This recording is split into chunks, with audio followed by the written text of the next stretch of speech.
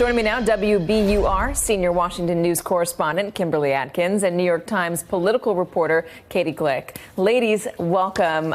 Kimberly, so both Cory Booker and Kamala Harris had fiery moments with Joe Biden during the debates. What prompted these endorsements?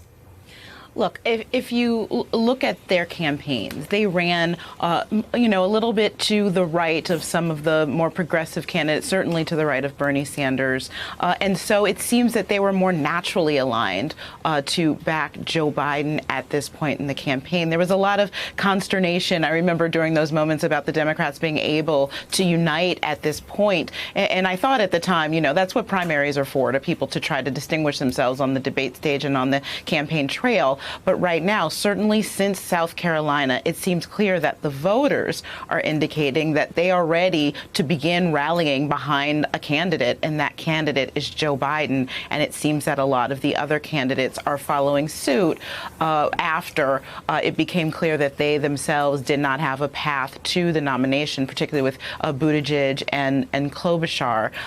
It was interesting, though, that Senator Harris waited until after Elizabeth Warren was out of the race and before she gave her endorsement. I think that only serves to more it underscores the fact that Democrats now are trying to look forward and unite behind the winner of the primary so that they can be strong going into the general. So as to not tear apart the Democratic Party, Katie, the argument between these two candidates has been described as a restoration versus a revolution. And what we are seeing now is that those who are currently serving in Congress are leaning more toward a restoration over a revolution. Is that signaling to the American public that things were fine before? They don't need to get that much better? Well, taking a step back, what it seems to suggest about where many in the Democratic Party are right now is, less focused even on particular policy visions and more focused on, okay, how do we come together and start looking at taking on Donald Trump? And certainly not every Democrat is there by any means, and lots of Democrats are, of course, excited about, the very bold and progressive policy visions put forth by someone like Bernie Sanders. But it has been really remarkable to see just how quickly Joe Biden has been able to consolidate a significant, notable chunk of the Democratic Party, and certainly a number of Democratic Party leaders in really the course of the last week. In fact, it was just a week ago that we saw Amy Klobuchar and Pete Buttigieg and Beto O'Rourke all in the span of hours come out and endorse him. We haven't seen anything from Elizabeth Warren yet. And she has emerged as one of the most coveted in potential future endorsers by both Joe Biden and Bernie Sanders. Both of them have reached out to her. We've seen some of their allies reach out to some of her allies. And you could see the case for her going either way, or for perhaps waiting it out a little bit. There are also blind items, Kimberly, suggesting that she could be up for Treasury Secretary in a Biden administration, at least.